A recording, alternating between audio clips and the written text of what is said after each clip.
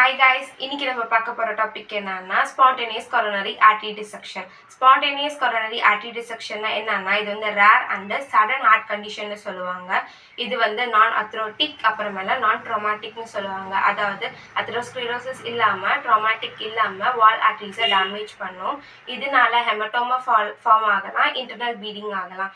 நம்மளோட blood flow normal வெசல்ல போயிட்டு இருக்கும் பொழுது வால் ஆர்டரிஸ் டேமேஜ் ஆகி வால் ஆர்டரிஸ் இன்னர்லியும் ப்ளீடிங் ஆகும், வால் ஆர்டரிஸ் அவுட்டர்லியும் ப்ளீடிங் ஆகும். இதுதான் வந்து ஸ்பான்டேனியஸ் கொரோனரி ஆர்டரி டிசெக்ஷன் சொல்லுவாங்க.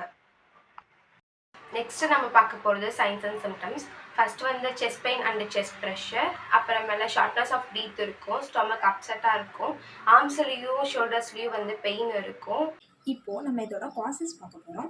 இதோட காசஸ்லாம் என்னென்னா fibromuscular dysplasia, connective tissue disorder, systemic inflammatory conditions and hormonal therapy.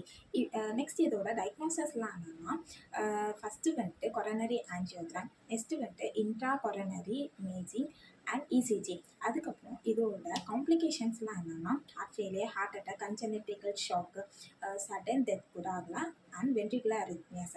இந்த வீடியோ உங்களுக்கு பிடிச்சிருந்துச்சுன்னா லைக் பண்ணுங்கள், ஷேர் பண்ணுங்கள், மறக்காமல் சப்ஸ்கிரைப் பண்ணுங்கள். தேங்க்யூ.